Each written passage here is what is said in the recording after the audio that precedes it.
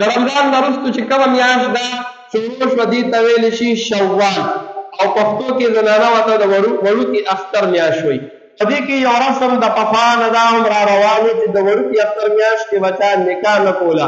وایي دا میاشت سپېره ده او موږ به وایي دا د اوسنۍ زمانې خبره ده، خو لیکن چې کله تاریخ وګورئ او مخکې لاړ شي نو دا سپېروالی چې ورته خلق وایي دا د پخوا زمانې د رسول الله د زمانې نه را روان و چې دې میاشتې ته به سپېره وي، په دې کې به نکاح نه کوله.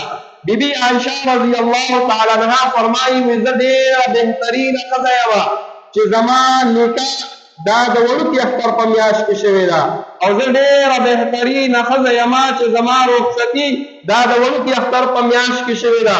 بیا به ویل زه ډېره بهترینه ښځه یمه چې رسول الله صلی الله علیه وسلم د خولې مبارکې توتاڼې او زما توتاڼې د رسول الله د مرګ په وخت کې یو ځای شوي دي. یو بیرای او رسول الله صلی الله علیه وسلم بیمار مرض الوفات و بیبي عایشه رضی الله تعالی عنها فرمایي وایي زه ډېره بهترینه ښځه یم چې د رسول الله مبارک نسا وته زما په سینه باندې سر لګولی و. نو د عایشې رضی الله تعالی عنها رور را دننه شي عبدالرحمن مسواک پر سره او پیغمبر علیه السلام په اشاره باندې وکوله چې مسواک. وایي ما ته تپوس وکړه چې رسول الله مسواک ته دې زړه کېږي؟ وایي وایي ما د هغه نه مسواک واخیستی و. وایي هغه کلک و، وایي زه ولګېدم ما په خولې کې پوس کړو. وایي پیغمبر علیه السلام نه مې ورکړه، هغوی مسواک وکړو، مسواک یې وکړ او ما یې راکړ، واپسي مسواک یې ما له راکړ د بې عایشې دا واله. وایي ما چې وکتل وایي ما دا د رسول الله صلی الله علیه وسلم د خولې مبارکې لارې دي. وایي زه ولګېدم هغه مسواک مې خوله کې وواهه او هغه لارې مې تېرې کړې. وایي زه ډېره بهترینه ښځه یم چې زما نکاح دا د وړوکي اختر په میاشت کې شوې ده. نو مبارک محترمو د رسول الله صلی الله علیه وسلم ارشادات موږ او تاسو له مخې ته دي چې ګوره شپې او ورځې دا ټولې د الله تعالی دي چې په هر میاشت کې انسان نکاح کوي دا ټولې شي او بیا د وړوکي اختر میاشت کې خو سنت.